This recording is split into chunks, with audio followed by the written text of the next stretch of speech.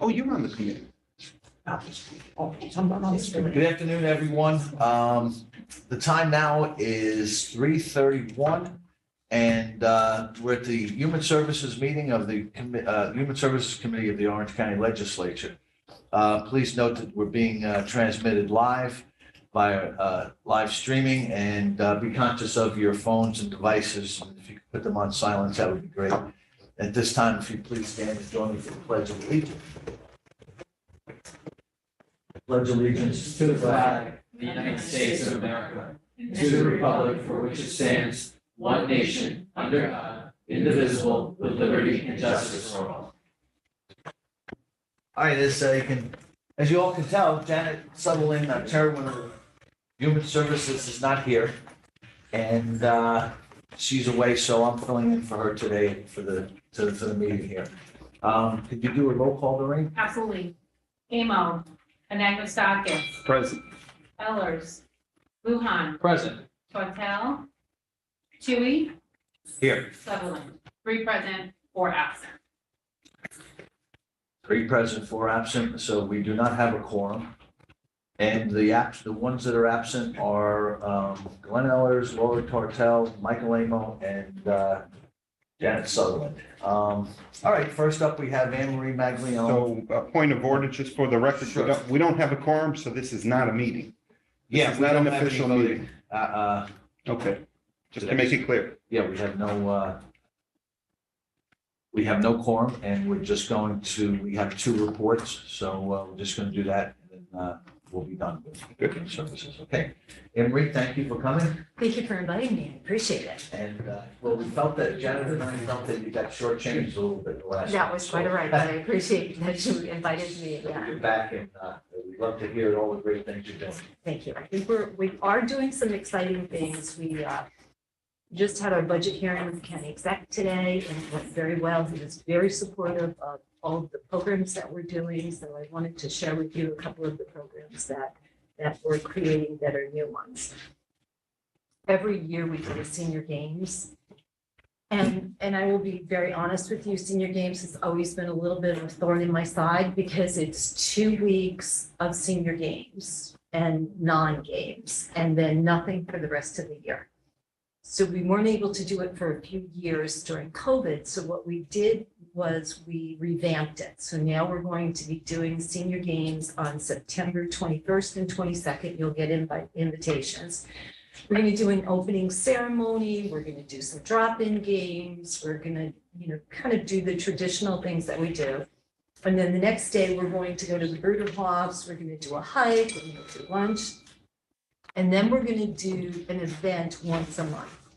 And that's really important because the pandemic has caused such an issue with loneliness and isolation for older adults. And it's almost like some of them have forgotten how to socialize. So we are trying to have events that will pull them out. People aren't really going back to the congregate sites for meals. We're trying to kind of almost educate them how to socialize and be safe and be comfortable. So doing the senior games once a month, we think it's something that they can look forward to. We think it'll be a good thing. In addition to that, I'm partnering with the tourism department and the historian, and we're doing staycations. And we're going to be doing it once a month. It's going to start in September. What was that? Staycations. Oh, staycation. So we're going to say something like discover Orange or rediscover Orange or visit Orange. And to give you an example, so in September, what we're going to do, we haven't set a date yet. I'm waiting for City Winery. We're going to tour the museum in Montgomery. And then we're going to do the Fireman's Museum in Montgomery. And then we're going to do a back tour of City Winery, and we're going to have lunch there. So that'll be a whole day thing. We usually, with things like that, we usually wrap up around 2 o'clock. People like to get home. Do you before provide lunch hour. transportation for them too as well? We'll provide some transportation. We're really hoping that they'll drive or carpool, but we do have a 16-passenger bus, so we will do some transportation if that's needed. And then in October, we're going to go to Newburgh and we're going to tour the Crawford House. Washington's Museum, and whoever's gonna give me a good deal on the waterfront, that's what we're gonna go to. So we just have to see that. I'd be happy to help us. Oh, that would be wonderful. Thank you so much. In November, we're gonna do oh no, that's senior games, I'm sorry. So then in November, we're going to do, I have to remember this, we're gonna do Highland Falls. We're going to go to the West Point Museum. We're gonna go to the West Point Library, where we're gonna be able to see about Poe when he was at West Point and how he got kicked out of West Point and all that stuff. And then we're gonna have lunch at Hotel Thayer. And then we're gonna do nothing in November, but we're gonna do the first week in December, we're gonna go to Warwick. And I have to remember, it's the Stitzel House, I think. It's an active archaeological dig. So weather pending, we'll kind of walk around, actually see the dig. There's a barn that, shows all of the relics that they found. And then we're going to go to the Fair Tavern, which is one of the oldest taverns in Orange County. So we're going to do something all around the county every month. And again, that's to get people out, to get them to socialize, kind of talk. Then you're going to have the once a month with senior games. So we're happy about that. And we're thinking that that's going to help. We have our Caregiving Symposium. We haven't done that in a couple of years. That's going to be on November 10th.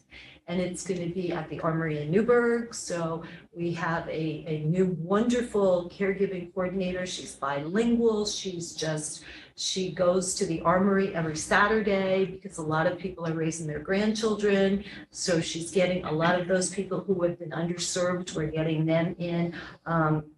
And caregiving is the hardest job, as we all know. I think everybody's been a caregiver or will be a caregiver at least once. So we're offering some support for that, and we're excited. We think that's going to be a great thing.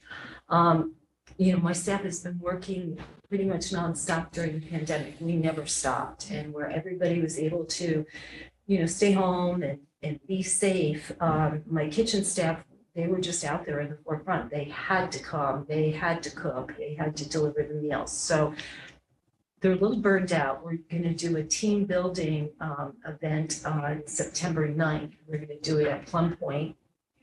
We try to do it every year. And it's if you haven't been to Plum Point, it's so beautiful and so peaceful.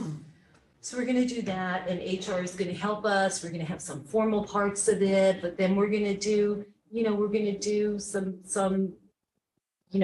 the kitchen may think that New York Next doesn't work as hard as they do and vice versa. So we're going to be doing a little bit of interactive things. And really it's just to say thank you. And are you having a little barbecue or something? We're going to do a little barbecue. So, if you guys want to stop by, I'd love you to stop by. I think it would be really wonderful. We have a hard time getting people out. Many people are still afraid to leave their homes. So we're trying to get more and more people at the congregate site. So we're going to be partnering with somebody to do a little music therapy. And when I say therapy, it's not a therapist. So it's not, it's just really music. But she's going to go around to the different sites and do, some age appropriate or 60s music, 70s music. We think it'll be fun. Again, we think that will get people out there. So we're trying to think of anything that we could possibly do that will just, again, re-engage people. We're still doing our friendly visitor calls, which is what we were doing when we couldn't deliver the meals every day. And when we did deliver the meals, we put it on the doorstep, knocked on the door, went back in the car, saw that they got it, but it was a little bit different. So then we would follow up with a call to make sure they're okay. Many people still find comfort in those, so we still do those. We have this program that we are part of a pilot program, and I'm kind of excited about it, and it's called LEQ. And the way that I think I describe it is if you ever watched the Jetsons and the maid, I think she's like a small little version of the Jetson maid. And it reduces loneliness by up to 80%. Again, Orange County is one of the pilot programs that the state selected. And what it is a program, Ellie. to give comfort to you. So they may say, well, good morning, Peter. Did you take your medication you usually take by 8 o'clock? Or, oh, I know you're going to the grocery store. Did you put milk away? You usually call your son around lunchtime. Did you remember to do that? And it's just this interactive thing that's supposed to be really great. So we'll let you know about that. We're happy about Good that. luck with that. We're doing something else. It's going to be August 30th. It's called Super Agers. And this came out of an idea from Northwestern University that there are some people that just age better.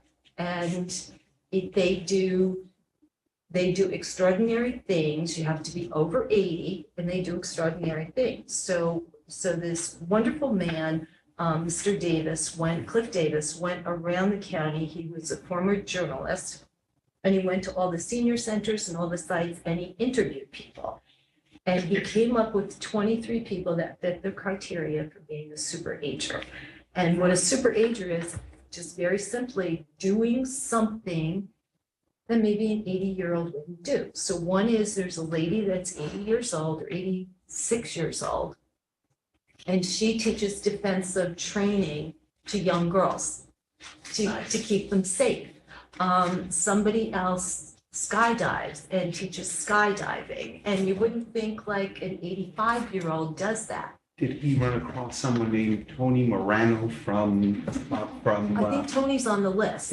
Tony's unbelievable. He's Yeah, like 98 or I 99 years think old, Tony is and on he's the as list. spry as a 65-year-old, and he Yes. does everything. It's amazing. So what I'd like to do is I'd like to give you the list with their addresses. So if they're in your catchment area, we'd love you to come. We'd love you to come to the lunch and, just say, hey, age is just a number, but be proud of the number. Be proud that, you know what, I'm 86 years old. I'm still doing great. I'm still in my 90s. I'm still doing great. Because everybody's living longer and that's a wonderful thing, but you want to have quality of life. And, then we say, well, how did you do it? Well, some, it was exercise. Some was that my whole family was always around me. So I'm always busy keeping things going.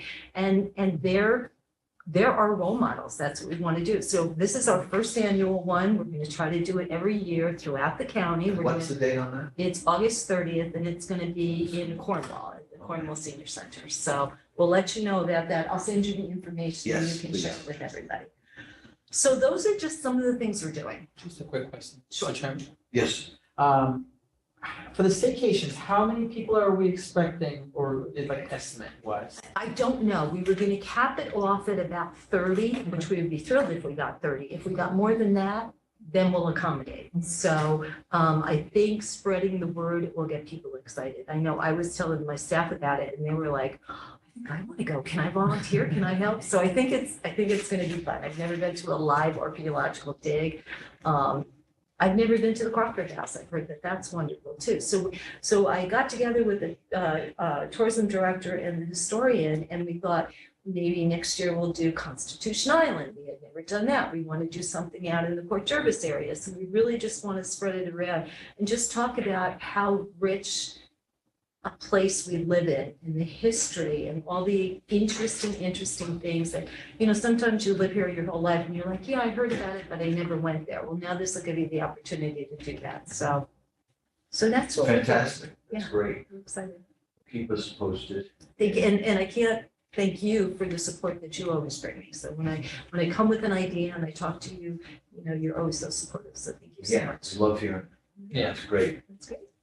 Any other Any questions or questions? comments? Yes. I just have a comment. Sorry.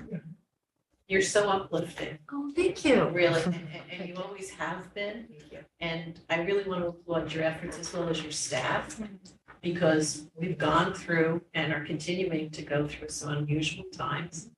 And you're reinventing the office and the activities for the senior citizens. You're not just, trying to keep the thing status quo, when you're Yeah. thinking out of the box, and you've brought up some really excellent ideas this afternoon. Thank you So- so much. So much thanks to you and your staff, Oh, and I thank wish you luck in anything we can do to help. Thank you. I feel blessed to be able to do this, And I'm glad you got shortchanged last month so you could come back I know, this it's month. wonderful. So thank you so much. No. I'm sorry more people aren't here, however, this was a great. Please invite me back anytime. I would love to come. So, Sure. Anything else, or that's it? No, I can't think of anything else. I, of course, have to, praise my colleague Darcy. One of the things we talked about was, on the serious side, prices are going up. We're getting through heat season, how is that gonna look? Are we gonna have enough funding? Are we gonna be able to take care of people? So, we work very well together. She's very supportive and generous with us. So her funding allows us to service and take care of the people that are 60 and older. So, there's a live person that answers their phone and we help them and we take care of them, and that's really important. So everybody, there's so many people that we work together with in the county. When I mentioned the historian, I mentioned tourism, veterans and I work very closely together. DSS and I work closely together. The health department, we work closely together, and we're really fortunate with that. Well, I'm just so thankful for the way you guys all work together, all the departments during the COVID. And I know that you were instrumental because a lot of the seniors weren't able to get online and make appointments. And you guys were doing, taking it and actually going on and getting that shot. Yeah, it was great. It was not age friendly. A lot of people did not do computers or know how to do it, but that's the only way you could get it. So our average call base, depending, and it's probably about 60, 65 calls a day. We were up to 800 calls a day. Wow. It was incredible. But we knew we had to do it because we had to help the older adults. So that's what we did. And everybody was, so the county exec was great. Before they advertised it, he gave it to me a day earlier so we could get seniors on and get them in. So Yeah, and working with the senior centers too. Working I with know the some of senior centers in Monroe, Anne Marie Morris. she was You had wonderful. like a list, Yeah. when we first said it, and the county exec said, get a list, and Anne Marie put a list together, I think it had 140 or 50 on it. These are They people, would have and been they able were, to get it. yeah, and they were afraid, Yeah. and we turned on a dime, so instead of just delivering a meal, do you need us to pick up your medication? Do you need us to go grocery shopping? You don't need the meal, but you need some food. Do you need us? Can you afford the food? Do you want us, all this stuff. So we really did whatever it is that they needed that kept them safe. Yeah. So it was, Fantastic job. well, thank you so much. Legislative. I just wanted to say again, kind of echoing what Chairwoman said, and just so many of us, is just that, you have always been a breath of fresh air for all of us, and really just with, remembering very clearly how things were with the pandemic. You were always very much front and center and helping our seniors. And I remember speaking to a lot of these seniors who didn't have anyone that was coming to their door. That's good. And it was the individuals who were bringing food, who they would see might be the only person they might see in a week. 100%. And so how impactful that is. So I just love, again, as the Chairwoman said, that we're thinking outside this box.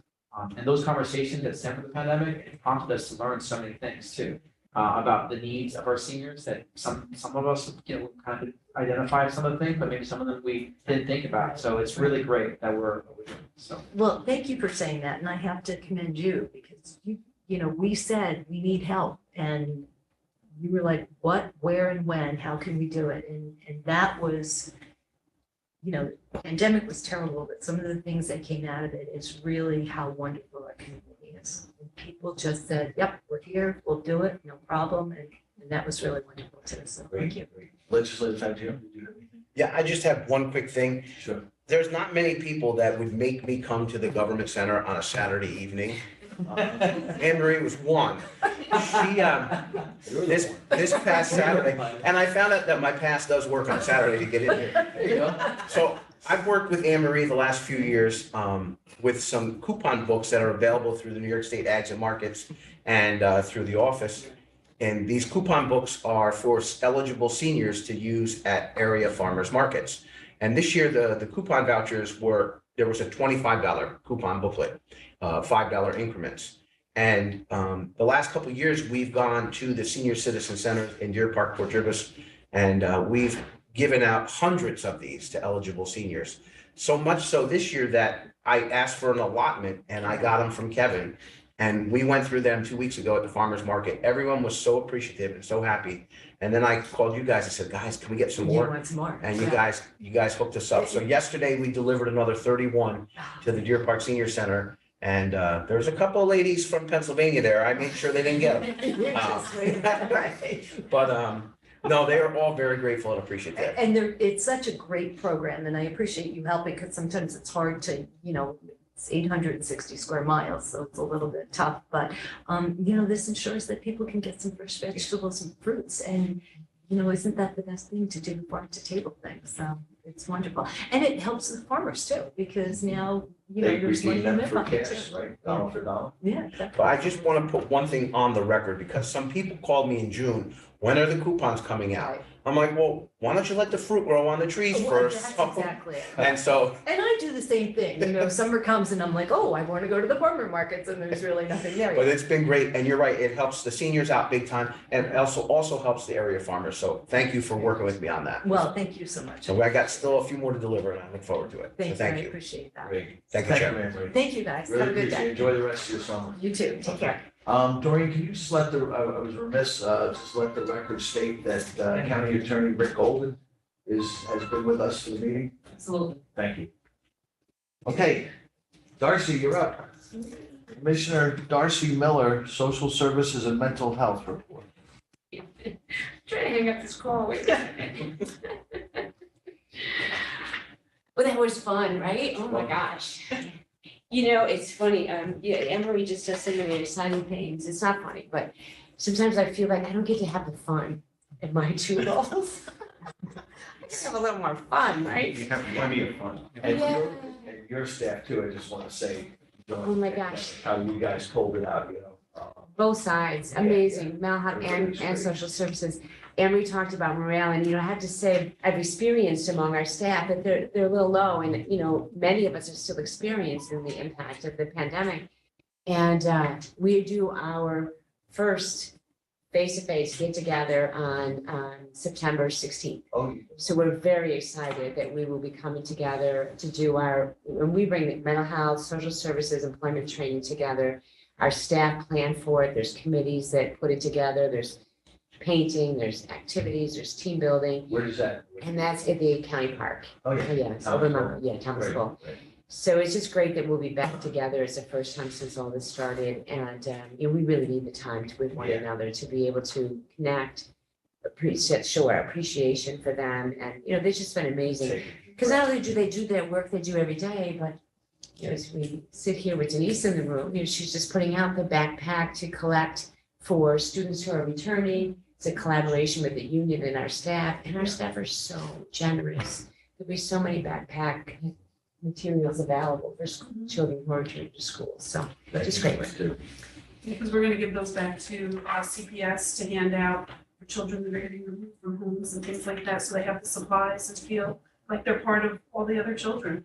That's wonderful. Thank you. It's exciting. Thank you. Okay, Monthly report. I'll try and click for our schedule because it was fun to Anne Marie. So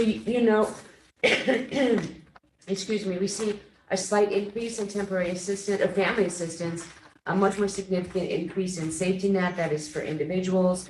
And that runs throughout the report. You'll see some increase in the numbers who are being temporarily housed as homeless. We anticipated with the economy being what it was when unemployment benefits were over, that we'd see these numbers going up much slower than we expected. So, of course, it does impact our budget. Family assistance is majority federal and state funded. Safety net is majority local funded. So we do see some reductions in our overall expectation for our budget. But we have to be cautious because those numbers are going to continue to go up as years go forward.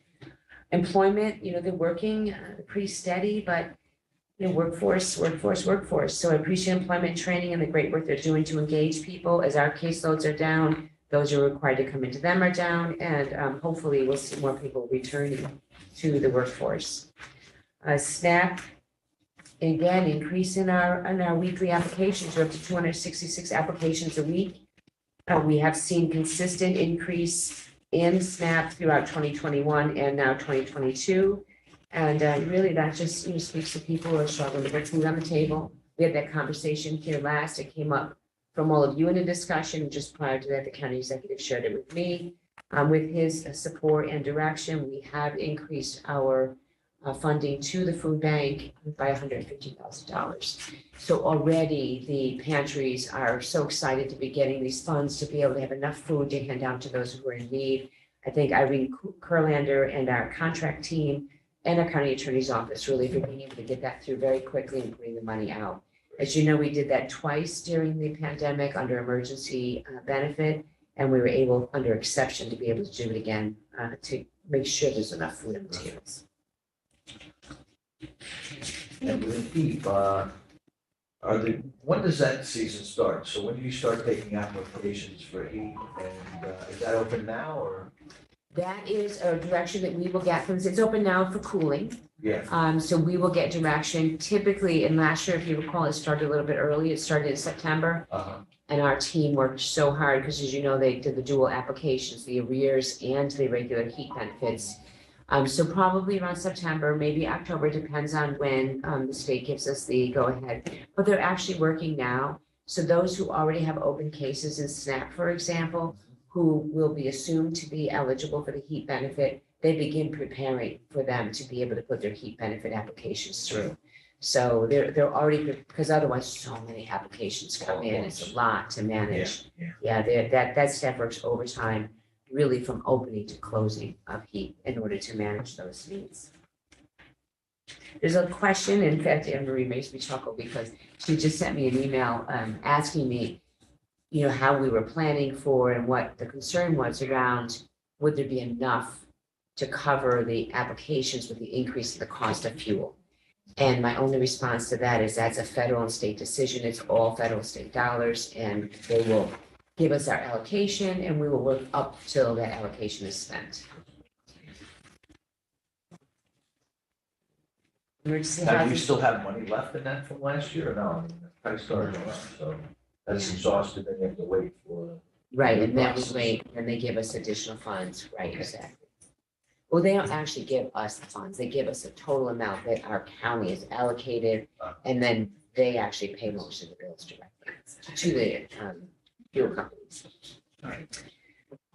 Okay, emergency housing placements, this is where I told you you'll see, our number of individuals who are in the shelter right now is pre-pandemic numbers practically, they're really filling up there. Our motels are starting to get used a bit more. And we're concerned about our homeless population. Just today, it happens over and over again. We have individuals who, whether it's from a fire or proper or improper eviction or losing a job, people are just struggling to stay housed. And once they're evicted, staying rehoused. I had a Port Jervis, oh my goodness, I'm sorry about that. I had a Port Jervis, an individual coming to Port Jervis today, and that individual was just received an eviction notice. So our goal is to try to keep that individual from, oh my gosh, 1 second, please, I apologize. To try to keep that individual from being evicted. So we're working very quickly to try to get arrears in place and prevent that eviction, because once eviction happens, getting people rehoused is so complicated. Finding affordable housing, paying that first month's paying the security deposit and getting that back in. So that is our goal. Legislative. Thank you, Mr. Chairman. Just because I don't want us to go off the topic right away, because this, I think, is really important. In City of Newburgh, we just voted on, I think it was 2 weeks ago, for funds for housing units that would essentially help individuals who are chronically homeless. I believe it's going to create about 60 units. And this is really wonderful. I'm really excited about it. Definitely something that we need to do. In the City of Newburgh, we really have tried to kind of lead the way on trying to lead on homelessness. But I want to emphasize that it can't just be the City of Newburgh. We need to provide incentives that really encourage other municipalities across Orange County to provide housing for all of its community residents.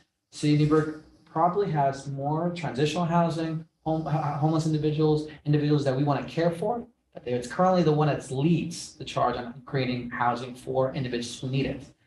We need to do better about making sure that we're creating funds or providing funds for other municipalities. And we need to do that yesterday. Because the reality is that homeless is not, it's not something that's, it's one community, it's something that all our communities are facing. And, you know, what happens, and for those of us, you know, who work in human services, we see it. If an individual needs programming, well, they're gonna go usually to where the cities are because that's where the programming is. It's also where services are usually the most likely. It's usually where transportation is. But one of the things that we don't realize, or not everyone does, is that the city of Newburgh also has the highest unemployment in the entire Hudson Valley from the last number that is at 5.1%. Meaning that an individual who's struggling to get housing is also struggling to find a job. So we need to be better at finding more funds and making sure that these municipalities can really, you know, create housing and incentives to developers that want to do it, that kind of housing, and real affordable housing. Housing that's really goes to individuals who are desperately looking for housing. So I think that's really important. Thank you. Agree. There's a big federal movement, as you know, to create more affordable housing and to have incentives in place and to have them be across communities rather than only in select communities. And I agree with you. And I know there's a lot of support for funding those opportunities. It's just a matter of communities being open to having affordable housing. So I agree with you 100%. Okay.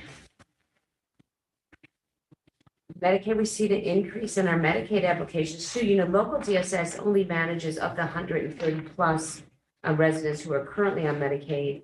We only manage about 22, it's actually 22,000 as of June. We're getting about 120 applications a week. And those are high need, complex need individuals. So people who need long-term care, people who need nursing home level care, people who have significant mental health and or substance abuse needs.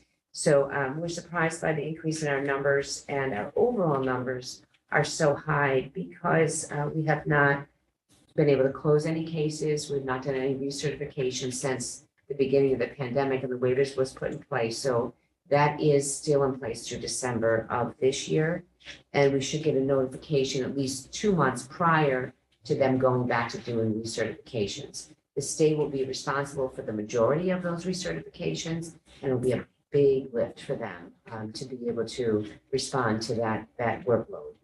And we'll do our share and they'll do their share. Child Protective Services, still same.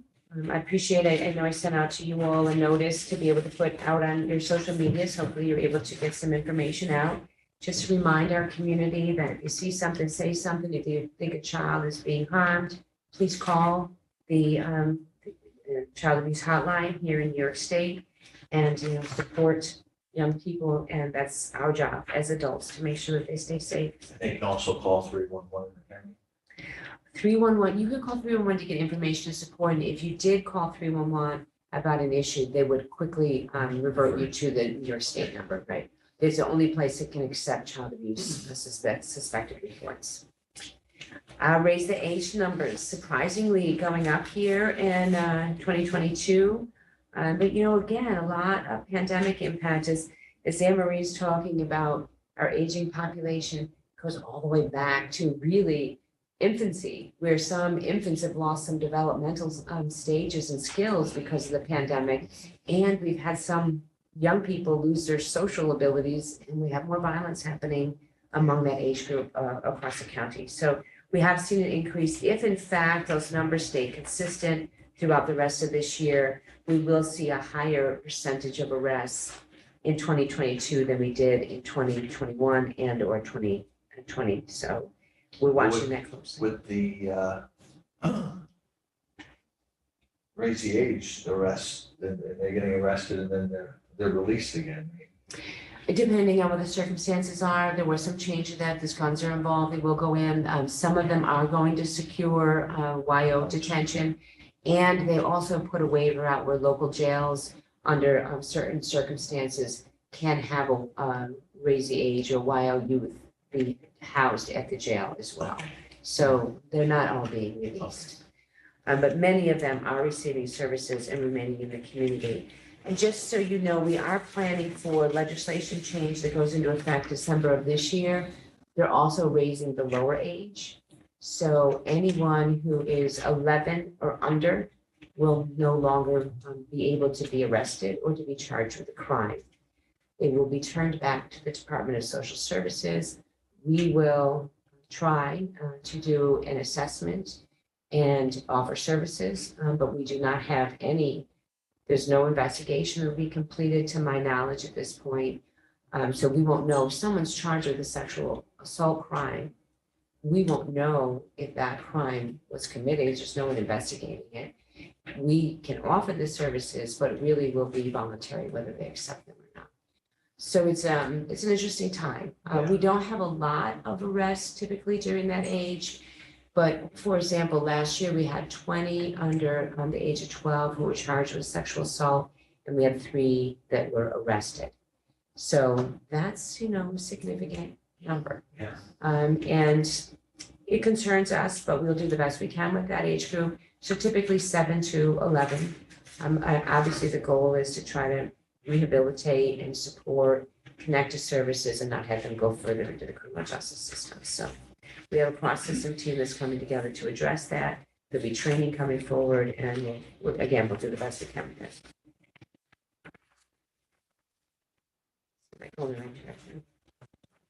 Services. Foster care numbers remain consistently lower. I'm pleased with that work. Always advocating to try to get more foster parents, in particular those who take adolescents. Child support actively collecting, and special investigations, making sure that people are appropriately receiving their benefits. There was a question raised at our last meeting about our revenue versus expense on page 13. Todd's not here because he is on a well-deserved vacation, but his exact words, that our June report is only through April, and claiming is also low because of over expenses. Some programs are underspent, and because of that, we have less revenue. So same things I said the last time, that, obviously this report is 2 months behind in the reporting, and we are monitoring very closely expenses, and that those expenses impact the amount of revenue we draw. Any fellow legislators have any questions or comments? No? Not seeing any. Darcy, thank you so much, and we'll Thank see you. you very shortly. See you in minutes. Thank you. All right, that concludes our Human Services Committee meeting. And what we'll do is take a 5-minute break, and we'll get back to the health and mental health. Okay? Motion. All right. Oh, that's right, there's no. Yeah, There's no, that's what I said. Yeah, just for those that just came, we didn't have a quorum for human services. So we didn't have anything to vote on, but we did do our reports. It looks like the same for, Pete, just mute that mic.